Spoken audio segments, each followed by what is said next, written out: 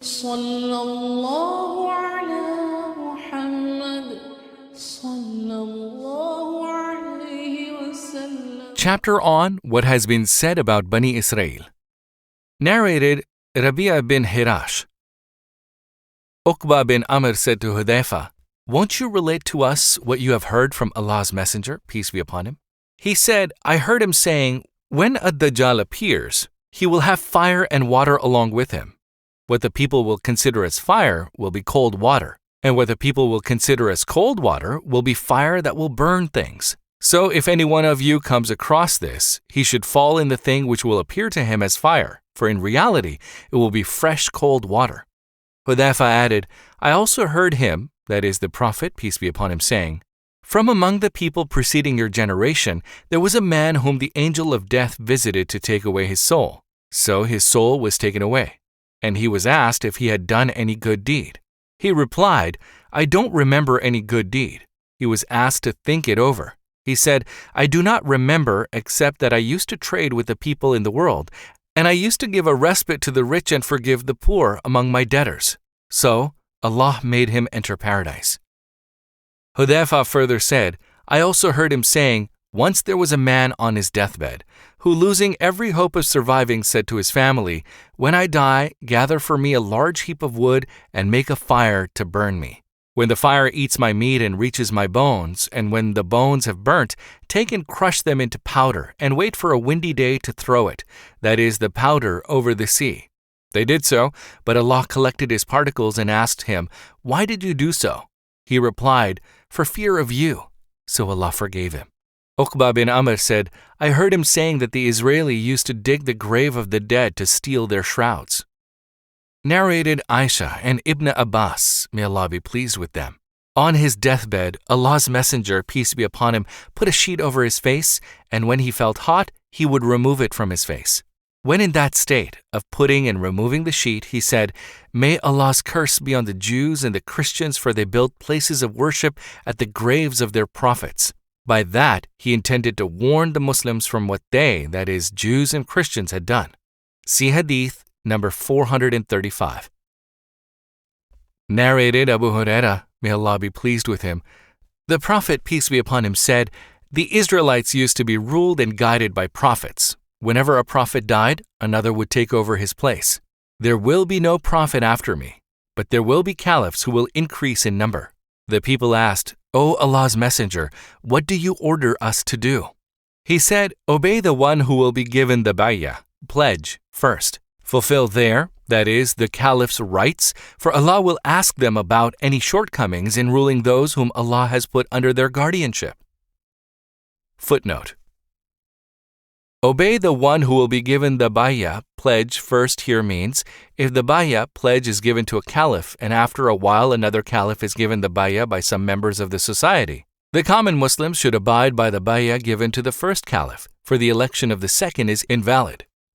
Narrated Abu Sa'id, may Allah be pleased with him, the Prophet, peace be upon him, said, "You surely will follow the ways of those nations who were before you, span by span and cubit by cubit, that is, inch by inch, so much so that even if they enter the hole of a mastigar, sand lizard, you would follow them."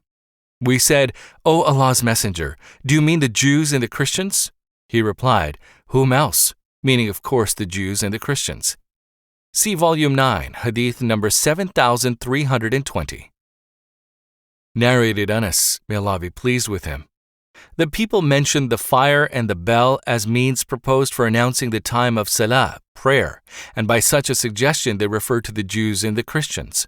But Bilal was ordered, pronounce the words of the adhan, that is, call for the salah by saying its wordings twice in doubles, and for the iqamah by saying its wordings once in singles. Footnote: the suggestion that they should use fire or a bell to announce the time of the salah prayer was rejected, and the adhan was adopted instead. See Volume 1, Hadith number 603. Narrated Aisha, may Allah be pleased with her, that she used to hate that one should keep his hands on his flanks while offering salah prayer. She said that the Jews used to do so. Narrated Ibn Umar, may Allah be pleased with him, Allah's Messenger, peace be upon him, said, "Your period, that is, the Muslims' period, in comparison to the periods of the previous nations, is like the period between Salatul Asr, Asr prayer, and sunset. And your example in comparison to the Jews and the Christians is like the example of a person who employed some laborers and asked them, "Who will work for me till midday for 1 qirat each?" The Jews worked for half a day for 1 qirat each. The person asked, "Who will do the work for me from midday to the time of Salatul Asr for 1 qirat each?" The Christians work from midday till the Salatul Asr for 1 qirat. Then the person asked, "Who will do the work for me from the Salatul Asr till sunset for 2 qirat each?" The Prophet, peace be upon him, added, "It is you, that is, the Muslims, who are doing the work from the Salatul Asr till sunset, so you will have a double reward." The Jews and the Christians got angry and said, "We have done more work but got less wages." Allah said, "Have I been unjust to you as regards your rights?" They said, "No." So Allah said, "Then it is my blessing which I bestow on whomever I like." Narrated Ibn Abbas, may Allah be pleased with him. I heard Omar, may Allah be pleased with him, saying, "May Allah curse so-and-so." Does he know that the Prophet, peace be upon him, said, "May Allah curse the Jews, for though they were forbidden to eat fat, they melted, liquefied it, and sold it?" Narrated Abdullah bin Amr, may Allah be pleased with him. The Prophet, peace be upon him, said, "Convey my teachings to the people, even if it were a single verse or a sentence from the Quran or a Sunnah, and tell others the stories of Bani Israel which have been taught to you, for it is not sinful to do so. And whoever tells a lie against me intentionally, then surely let him occupy his seat in the hellfire." Narrated Abu Hurairah, may Allah be pleased with him. Allah's Messenger, peace be upon him, said, "The Jews and the Christians do not dye their gray hair. So you shall do the opposite of what they do, that is, dye your gray hair and beards."